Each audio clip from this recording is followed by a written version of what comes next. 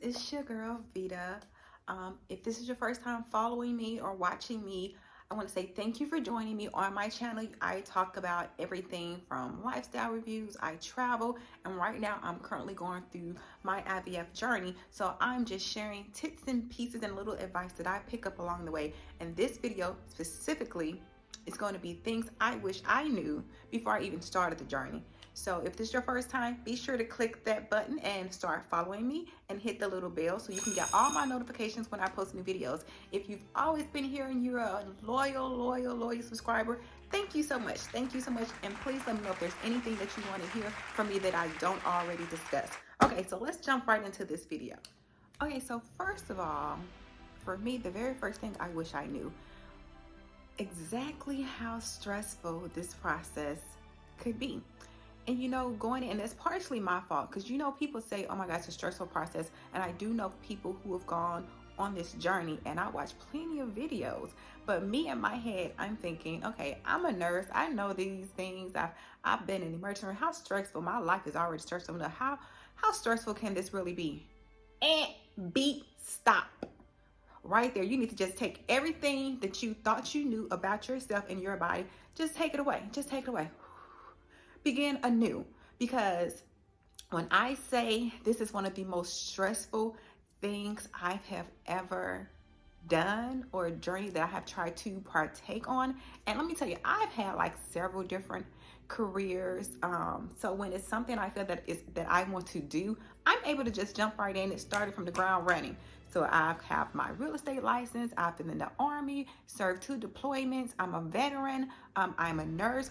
Started off in the emergency room. My very first job that I've ever had was in the emergency room as an LPN. So I became a flight attendant.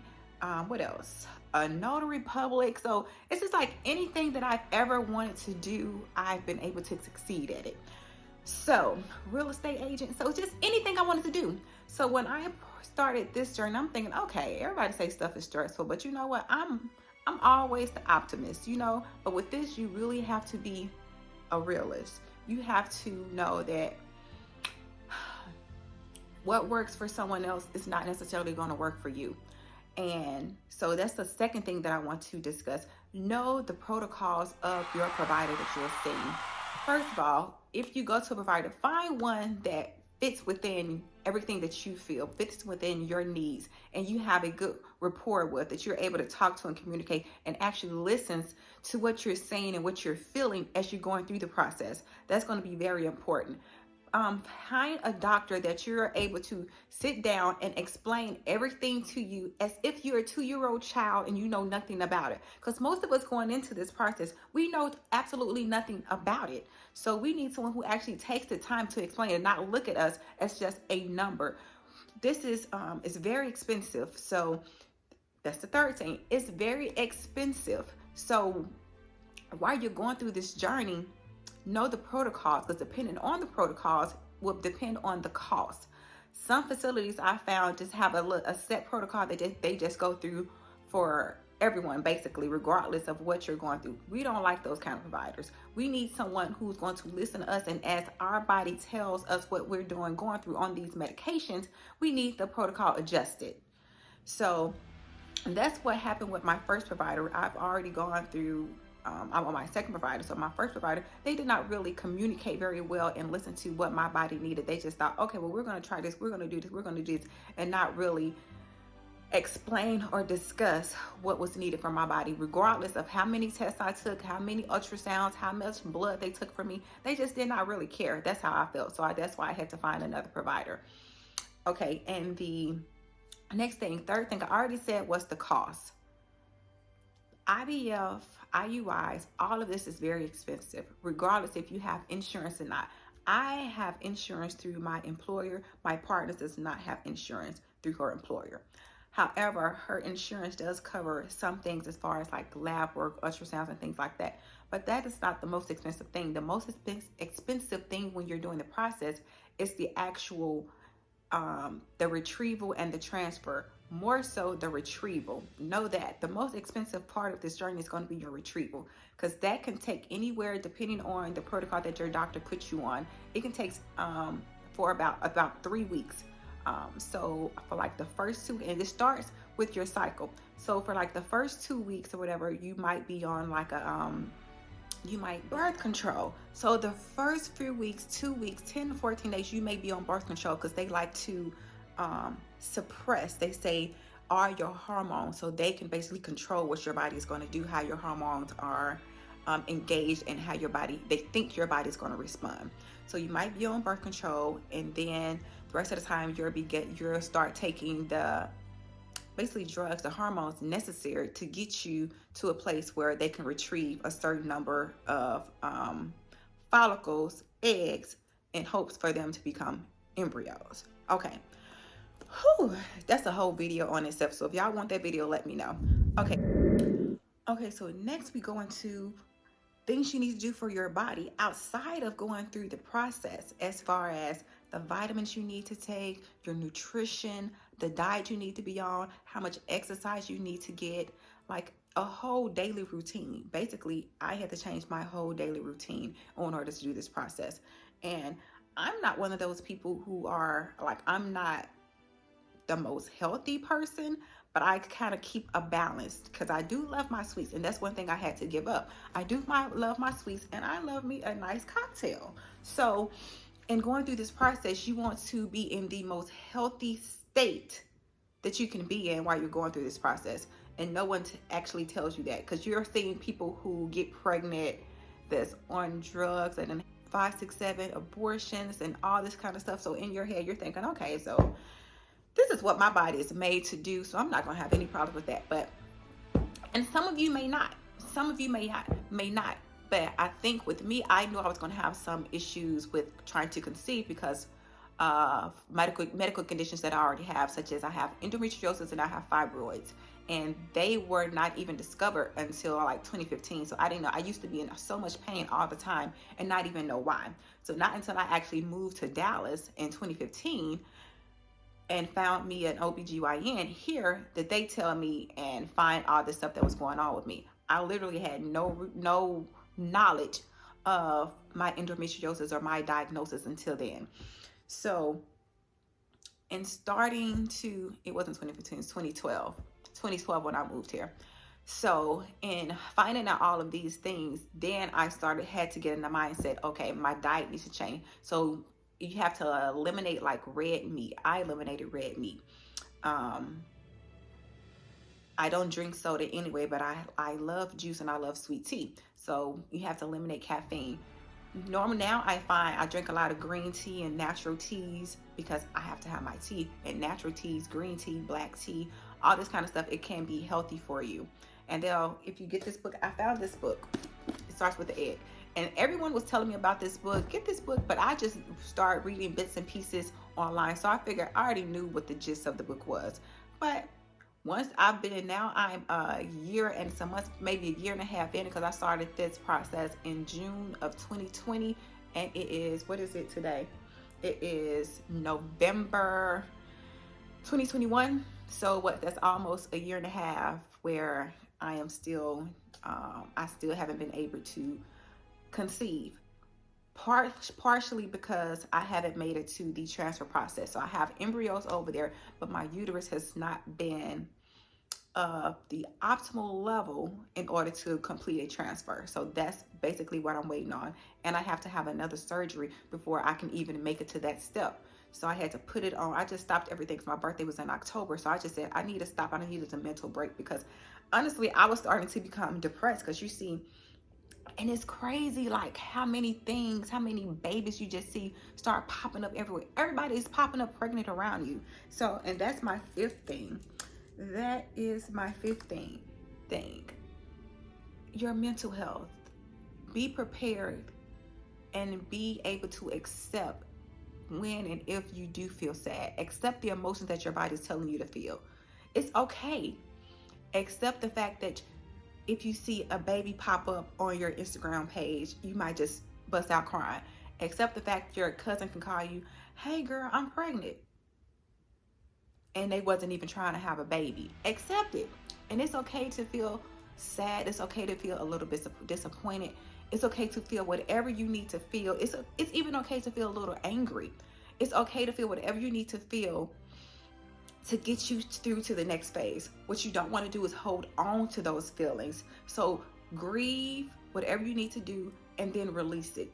And honestly, for me, this is part of me releasing it, because I was holding on to so much, because you feel like nobody else is going to understand. Regardless how many Facebook groups, how many friends you have that you talk to that's going through this process, in your mind you're just thinking nobody's going to understand. Nobody's been through this process or feel the way that I have felt. And you might meet people that have been trying for 12 years, 20 years, but you still like, how can they know? They're not going to know my experience. So I want to encourage you to experience your experience how you need to. Don't allow anyone to dictate your feelings as you're going through this process, okay? But I want you to keep in mind that you're going to need help. Don't try to do it alone. If you have a willing and able partner that's by your side, express to them. If you can't feel like you can't express to them because you don't want, because I feel like I don't want to put that weight on my partner, because we both going through this process at the same time, and she has her journey as well. And I don't want to put the weight of what I feel sometimes on her. So I did start going to a therapist, because I needed someone to be able to release everything I was feeling without feeling guilty or feel like I had to hold back to spare her feelings or something like that, because I don't want her to get depressed or feel anything. I want her to still enjoy and be happy as we go through this journey. So know your body. The cost is going to add up. Just to do a quick recap, I think I named 5 things. If I missed anything, I think the first thing I said was, it's stressful.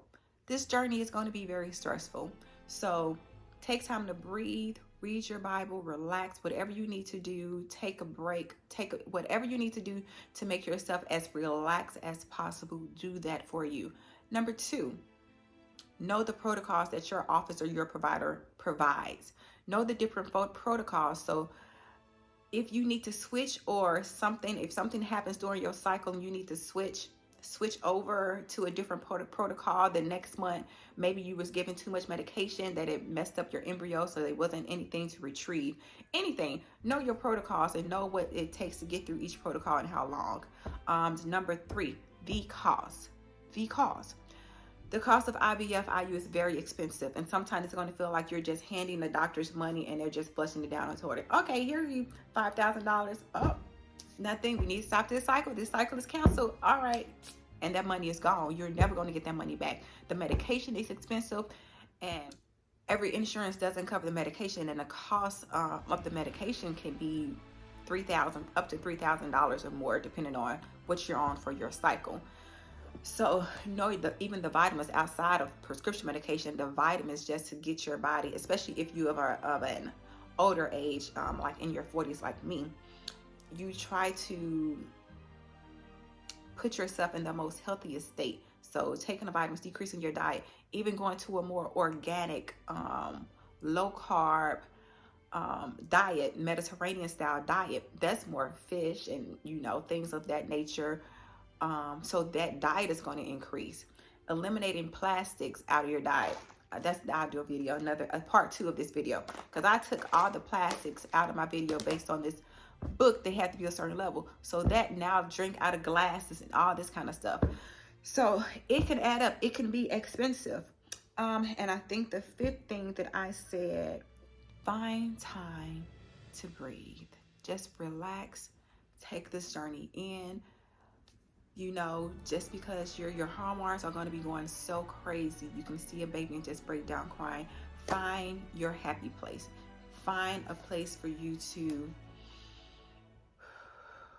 relax and recenter yourself. Where you're going to need a reset, regardless of how fast you make it through this process. If you get it right on your first try, you're going to need to reset, because now you're going to start thinking, okay, I'm bringing a baby into this world. You're going to have to revamp your whole life with a new baby. If it doesn't work the first cycle, you're going to be thinking, okay, what can I change on this next cycle? And it's going to be like, what did I do wrong? But don't think of it that way. Think of, what can I do next time to have a better chance of getting it right, or at least getting closer. Just don't think of it as something that you're doing wrong, because 9 times out of 10 you're not doing anything wrong. It's just how your body responds, and right now it may not just be your time. And that's how I'm having to look at it, as it's just not my time right now. I'm not the most religious person, but I'm very spiritual, and I believe that what is meant for me is going to happen for me, whether I have a baby or not, whether I adopt, however this journey is meant to end for me, it's going to end for me. But I'm not throwing in the towel yet of conceiving my own child. So just take the time, breathe, relax, and reset. You need to find another outlet for that energy. Use that energy towards something else positive in your life instead of focusing on the fact that we didn't make it through to this next process. We didn't have a successful cycle. So instead, go inward. And I always find, and it's so crazy that I say this, because I always find when I'm in a really, really bad mood, I get really, really sad. Like, I can just wake up and start thinking about replaying the cycle in my head, and I could just start crying. So what always helps me is to think about that I actually did, like, I gave it everything I had at that moment. Everything that I knew or thought I knew about it, I used it. So now that I know better, I'm going to try to do better, which might not bring much success as well, but at least I can say I tried. That is my main thing. I never want to just say I gave up. I want to be able to say I gave it my very best shot. I gave it everything that I had within me to go through this process, and I need want to put that energy on all that positivity and manifesting instead of just saying, oh my God, this is the worst thing that could ever happen to me, and it's going to feel like that, but I don't want to dwell on it. So I'm in the process of a reset. I'm in the process of a reset myself, and I just want to thank you for allowing me to share parts of my journey with you, my story with you. If you have any questions or feel like you just need to talk to someone or want to relate to someone, you can always just hit me up in the comments, email me, DM me, hit me up on Instagram, TikTok, whatever. I'm here. And you never know, what you say or what you're going through might be beneficial to me. So I'm always open ears, open heart, open mind. And with that said, thank you so much for watching my channel. Please be sure to like, share, and subscribe. Baby does to you all. And I love you. See you on the other side. They belong, look at her. I subscribe.